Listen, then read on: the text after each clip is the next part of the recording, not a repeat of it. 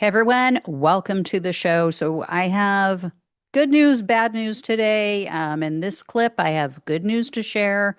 This is about some special elections that were held this week, and this should really make Republicans nervous about the upcoming midterms. Before I get into the details, though, please do me a huge favor. If you appreciate this content, please hit the subscribe button below this video. It is free, really helps the show. I greatly appreciate it. So here's what's been happening. There were special elections that were held this week in Oklahoma, Florida, and Massachusetts. So two very red states, one blue state. These were elections for state seats. So these were seats in the state house, also the state senate. And in 5 out of the 6 races, Democrats exceeded expectations, just completely outperformed even Kamala Harris in her numbers from the presidential election. So, for example, in Oklahoma, the Democratic candidate, her name is Amanda Clinton, or I guess she's the candidate elect now, because she won her race by 69 points. Like complete and total blowout.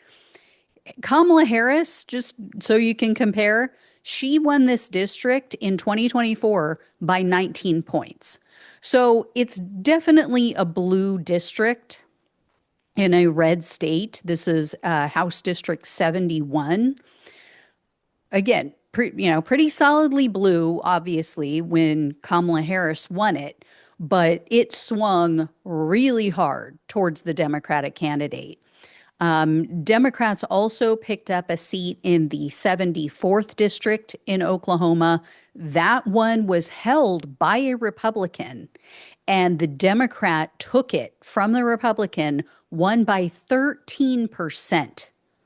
Like, not even close, and you had a Republican incumbent. Democrats also outperformed in 3 Florida races. Florida, Margaritaville, y'all.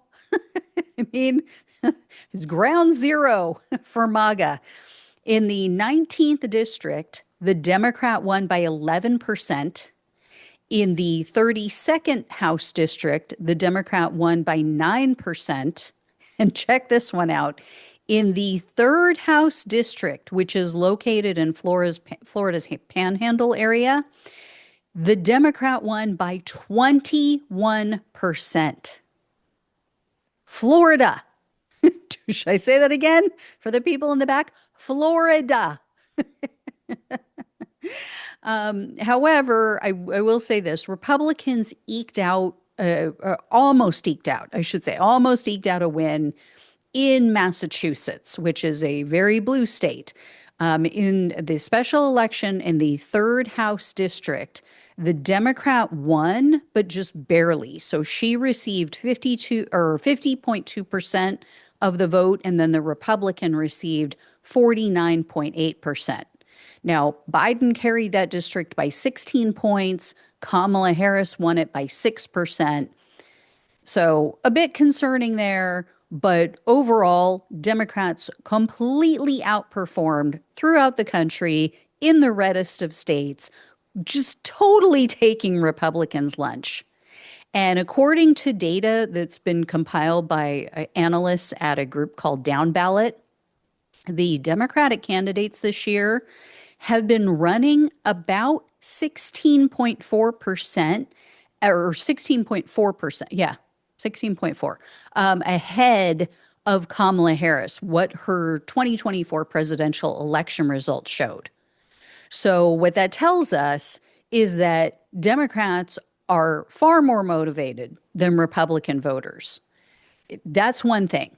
The other issue for Republicans, and this is going to happen even in the midterms, maybe not to this degree, like what we're seeing in these special elections, but they won in 2024 with a coalition that is notorious for not voting in special elections and midterms. They picked up, as we all know, a lot of young voters in 2024, especially young men. And that is not a group that is typically paying attention, especially in off year elections. So that's going to be an issue for them. Yeah, they took over part of the Democratic coalition, but not the part that are serious and longtime committed voters that can be counted on to show up in these off year elections. So we'll see. We'll see if they figure out a fix for that in the meantime. But yeah, looking good for Democrats.